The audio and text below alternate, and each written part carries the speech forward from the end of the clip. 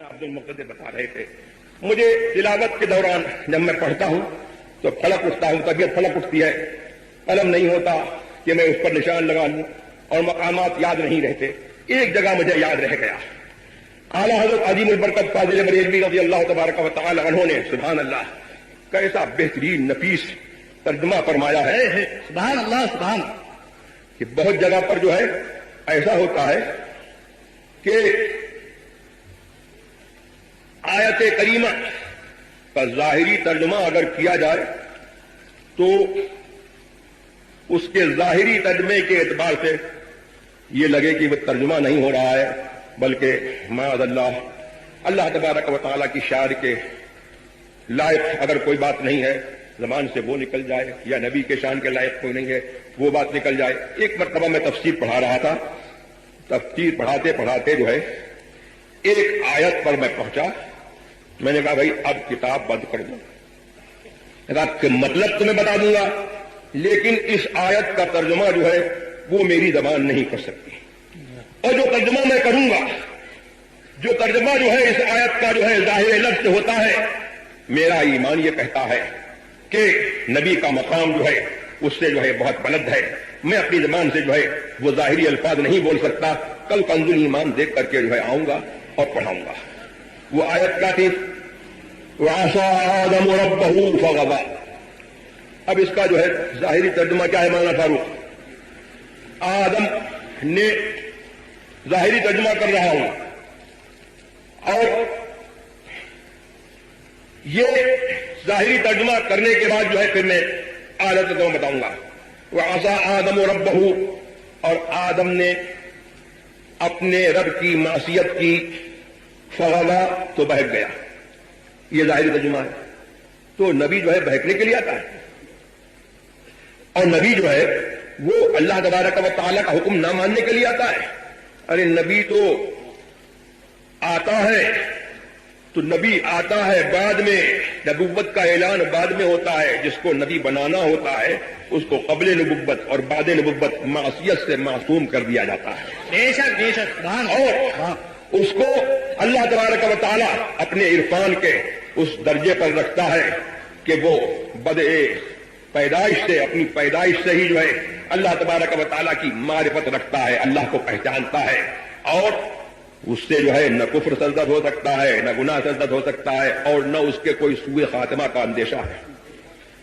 تو میں نے کہا کہ بھائی میں تو اب ترجمہ نہیں کر سکتا، میری مجال نہیں کہ میں ترجمہ کروں۔ اب میں نے یہاں پر کنز ایمان دیکھا تو لفظی ترجمہ تو وہ تھا، لیکن چونکہ لفظی ترجمہ یہاں پر بن نہیں سکتا تھا تو اعلیٰ حضرت عظیم البرکت نے بہت جگہ پر لفظی ترجمہ بھی ایسا کیا ہے کہ اردو کے ادیبوں کو منہ چاہیے، کہاں سے جو ہے وہ زبان اور بیان کی شستگی اور سلاست لائیں گے، ان کو جو ہے منہ چاہیے۔ لیکن یہاں پر اعلیٰ حضرت فرماتے ہیں آدم سے اپنے رب کے حکم میں لغزش ہوئی تو جو مطلب چاہا تھا اس کی طرف راہ نہ پائی۔ اشرف علی صاحب نے اور دوسرے صاحبوں نے جو ترجمہ کیا وَوَجَدَكَ ضَالًّا فَهَدَىٰ، آپ کو گمراہ پایا تو ہدایت دی۔ معاذ اللہ، لیکن اعلیٰ حضرت نے ترجمہ کیا کہ اللہ نے تم کو اپنی محبت میں خود رفتہ پایا، سبحان اللہ سبحان اللہ، تو اپنی طرف کی راہ دی، تو اپنی طرف راہ دی، بے شک محبت میں خود رفتہ پایا۔ گمراہ ہونا اور بات ہے، اور محبت میں خود رفتہ ہونا اور بات ہے۔ بے شک بے شک، ہم نے جب دیکھا تو شفا شریف میں جو ہے یہی تفسیر جو ہے مل گئی، اور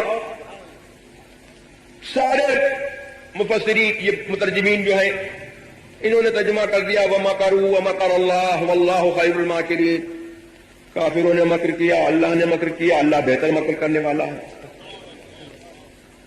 اور حضور اعلیٰ حضرت نے ترجمہ کیا اور ان کافروں نے مکر کیا، وَمَكَرَ اللَّهُ، اور اللہ نے خفیہ تدبیر کی، اللہ نے خفیہ تدبیر کی، وَهُوَ خَيْرُ الْمَاكِرِينَ، اور اللہ کی خفیہ تدبیر سب سے بہتر ہے۔ بے شک تو ترجمہ بھی ہو گیا اور ادب کا دامن بھی نہیں چھوٹا. ایسے ہی جو ہے ایک جگہ پر یخادعون اللہ وہو خادعہم، یہ اللہ کو دھوکہ دینا چاہتے ہیں.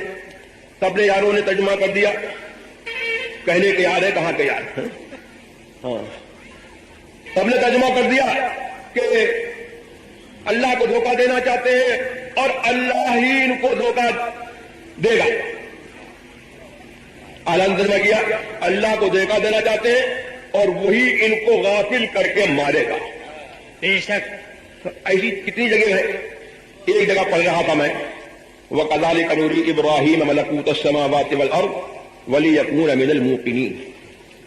اور ہم یوں ہی ابراہیم کو علی نبینا وعلیہ الصلاۃ والتسلیم آسمانوں اور زمینوں کی بادشاہت دکھاتے ہیں.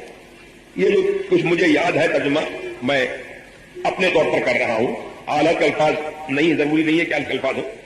وَلِيَكُونَ مِنَ الْمُوقِنِينَ، اب ہم ہوتے تو ترجمہ کر دیتے اور اس لیے کہ یقین والوں میں سے ہو جائے.